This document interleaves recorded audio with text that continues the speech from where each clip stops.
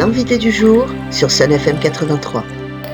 Alors on connaît Laurent Maïro pour le Salon du Livre en mouvement qui se déroule à Riens le dernier week-end de juin. Nous sommes à la 2e édition et la première a eu un grand succès.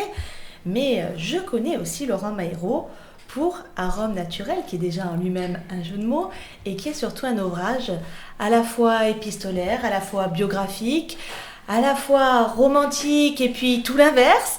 C'est un roman complet et puis c'est un roman en fait qui va bien au-delà de la première image qu'on pouvait avoir qui peut dire ah c'est peut-être trop trash. Non, en fait moi je vois beaucoup plus de choses autour et je suis pas la seule puisque j'ai pu parler avec une lectrice qui voit comme moi en fait toutes ces petits sentiments par lesquels on passe quand on a envie de découvrir une nouvelle sexualité, quand on a envie d'aller sur un site de rencontre, quand on a envie de se chercher, de se trouver. Et je pense qu'il y a beaucoup à découvrir dans ces livres. Moi, j'ai lu le premier, là je viens de recevoir le deuxième et je vais m'y intéresser avec beaucoup d'intérêt. Et puis je ne suis pas la seule à y voir de l'intérêt puisqu'il y a eu un prix. J'ai dit beaucoup de choses, Laurent. On va continuer. Alors ce prix déjà, commençons par ce prix.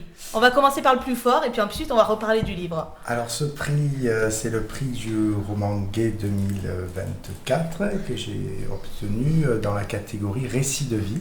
Il y a plusieurs prix dans ce roman gay. Comme vous l'avez dit, c'est un livre qui est authentique puisque j'y raconte mes aventures, mes déboires et mes joies aussi.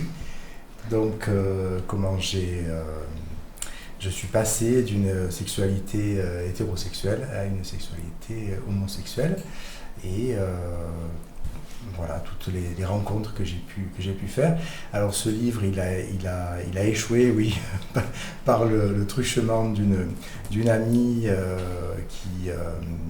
qui connaissait donc cette organisation et qui m'a dit pourquoi tu le présenterais pas. Donc je l'ai envoyé et j'ai eu le plaisir d'être reçu, d'être primé, et ça s'est passé à Paris dans la boîte le Tango. Et ça a été un beau moment. C'est un premier prix. Oui, c'est une belle récompense. Ouais, j'en suis très content. Et ce livre, comme vous l'avez dit, oui, on peut parler ici de roman autobiographique parce que ça se lit comme un roman. Bien sûr. Il y a des rebondissements, on suit vraiment... Il y a des personnages auxquels on s'attache ou qu'on n'aime pas d'ailleurs. Absolument. On suit un protagoniste qui est moi-même, mais on le suit dans ses errances, dans ses doutes, dans ses espoirs. Et on partage avec lui... on croit que ça y est, ça va être la bonne personne, et puis non, et puis on se dit mais comment il se présente comme ça, et parce qu'il y a aussi des moments un peu dangereux, puisque toute rencontre, on se met en péril, on va vers l'inconnu. Donc le lecteur voit tout ça et il peut être aussi édifié, c'est vrai, quant aux sites de rencontre. Parce que les sites de rencontres, pas tout le monde oui, c'est ce que je disais. Moi, j'ai rencontré mon mari jeune. J'ai toujours eu lui dans ma vie depuis. Et je me suis dit, mon Dieu, qu'il ne me quitte pas. Je ne veux jamais me retrouver là-dessus. Mais que c'est difficile. En fait, c'est là qu'on voit par tout ce dont vous êtes passé pour trouver l'amour, puisque vous l'avez trouvé. On peut le dire. On fait un petit spoiler alerte, mais vous l'avez trouvé. Il est présent dans le second tome, mais je l'ai trouvé.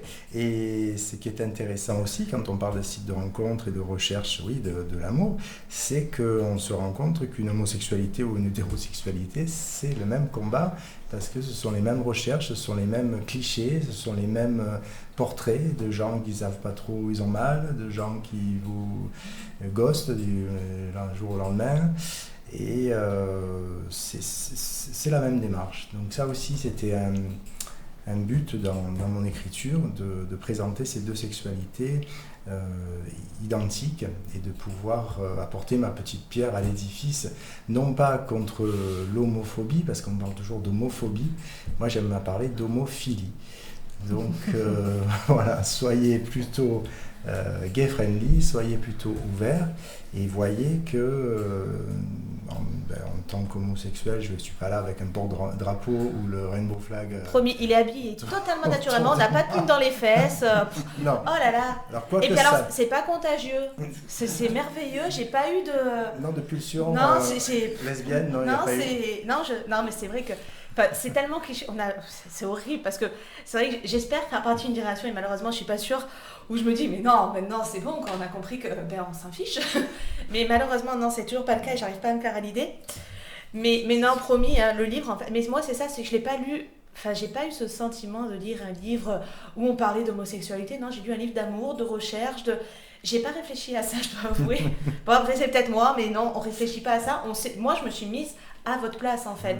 Et c'est ça qui est drôle, c'est que j'ai pas pensé à autre chose, juste à me dire, mon Dieu, mais face à un homme comme ça, comment j'aurais réagi ? C'est en fait, oui, en fait, c'est ça. C'est ça la vraie question. Et alors, il y a quelque chose de très bizarre, mais moi qui m'a plu. C'est-à-dire qu'on passe de textes très poétiques à des textos comme les textos des ados que j'ai envie d'étrangler parce que c'est bourré de fautes. Et en fait, ça donne toute l'authenticité du livre. C'est qu'on voit que rien n'est caché. À la fois votre poésie, votre côté romantique, parfois un peu niais même. Absolument, et complètement assumé, puisque j'en parle et je dis au risque d'être complètement niais et complètement ingénu, je vais vous montrer un homme nu, c'est le cas de le dire, oui. Dans son âme, et voilà comment il peut se faire avoir ou espérer beaucoup et toujours rebondir, toujours partir au combat parce que... C'est surtout ça, il n'y a pas de désespoir, à chaque fois on y retourne. À chaque fois on y retourne. Et la preuve, ça marche, il a fini par trouver, je répète. Absolument. Et cette volonté aussi de faire un mélange entre des textes qui ont déjà été écrits, parce que mes aventures, mes expériences, comme j'aime écrire, je les écrivais à chaud. Voilà, c'est pas un jeu de mots, c'était chaud, mais je l'écrivais à chaud quand même aussi. Et ensuite, quand j'ai trouvé des failles ou des interstices où il n'y avait pas de texte, je me suis dit, mais je faisais quoi à ce moment-là ? J'étais peut-être avec un tel. Et c'était vraiment un vrai travail de recherche. Et à ce moment-là, il y a eu une réécriture. Donc il y a des choses qui sont, donc, comme je viens de dire, écrites et je les ai transférées, transposées, et donc c'est vraiment, ça relate, ça colle. C'est aussi le Laurent de l'époque, en fait. Voilà, ça a été écrit à ce moment-là. Et puis ces autres passages que j'ai recréés, alors par des courriers que j'ai retrouvés, par des SMS que j'ai gardés, parce que je stocke mes SMS, donc c'est vraiment des recherches approfondies, parfois des vidéos de lieux que j'ai pu faire. Alors je retrouve des vidéos, ça me permet de faire des descriptions plus précises. Donc il y a tout un matériau qui sert à cette écriture. Et puis cette volonté, comme vous l'avez dit, de présenter des SMS, des extraits de chat, des courriers physiques aussi qu'on a pu s'échanger. Voilà, toutes sortes de choses qui concourent à une authenticité. C'est un peu la marque de fabrique de mon écriture. Là, c'est le 4e livre. Les 2 premiers étaient Voyage au sud de ma vie, et ensuite il y a eu Causerie vagabonde, et qui parlent aussi de ma vie, mais sous d'autres aspects. Voilà. Alors dans le tome 2 maintenant, je suis pressée de découvrir la rencontre avec le bon, Philippe, de découvrir ça. Et puis j'invite vraiment le lecteur à découvrir Arôme naturel, qui est ni plus ni moins que l'anagramme de Laurent Mahereau. Ça, j'ai bien aimé la petite explication qu'il y avait au début. Et je pense qu'il faut surtout rappeler qu'il ne faut pas avoir peur en fait de lire ce genre de livre. Parce que oui, on rentre dans une intimité, les 2 pieds joints, mais quelque part aussi, on se retrouve. Je pense que tous les lecteurs vont se retrouver à un moment ou l'autre de notre vie. On a rencontré un pervers narcissique, on a erré, on n'a pas su, on s'est posé des questions. Et en fait, ça fait du bien aussi de le lire, parce que je pense que c'est un exutoire pour celui qui va le lire. Et pour ceux qui se cherchent, ça va aussi peut-être dire, écoutez, vous n'êtes pas seul. Et c'est beaucoup de choses, ce livre. Et alors oui, il y a des passages qui sont un peu plus durs. Oui, on ne met pas dans les mains d'un enfant de 10 ans. Mais par contre, je pense que tout adulte est prêt à le lire et que ça ne peut pas faire de mal de lire des livres justement authentiques parce qu'on en a besoin. Absolument, mais je vous remercie pour cette analyse, parce que parfois je doute de me dire, est-ce qu'il n'y a pas trop justement de sexe ? Est-ce que les gens ne vont pas juste pointer Y a-t-il vraiment trop de sexe dans la vie ? C'est ça la question. Finalement, exactement. C'est très hypocrite. Exactement. Mais c'est très hypocrite. On ne veut pas le lire, mais on l'aime bien finalement. Eh bien oui, c'est ça. Là, on est sur un livre naturel.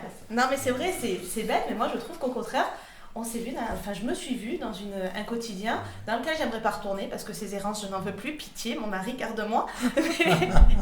mais moi j'ai trouvé au contraire, finalement c'est très hypocrite de fermer les yeux sur ce qu'on n'ose pas parler. Il n'y a pas de tabou dans ce livre-là. Je pense aussi. Non, les tabous sont rangés au placard ici. Oui, Et ce que je voulais dire, c'est que dans ce deuxième tome, il y a des illustrations couleurs. Alors, il y en avait en noir et blanc dans le premier.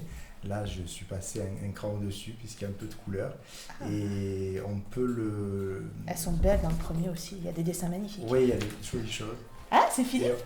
Oh, elles sont trop belles, bravo Philippe. Et on peut les trouver...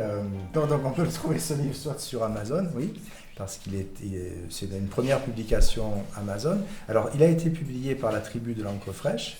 C'est la 12e ou la 10e peut-être publication de la Tribu, puisque la Tribu est aussi une maison d'édition associative. Et en plus d'Amazon, on peut évidemment me contacter ou suivre sur mon agenda par rapport à mon site www.laurentmaero.com, je crois, il doit y avoir un tiret ou un point, mais on trouvera bien. Et donc on peut se le procurer, voilà, suivant l'agenda. Merci beaucoup Laurent, et puis on se refait un brief une fois que j'ai lu le deuxième du coup. Ah ben très volontiers Béline, merci beaucoup.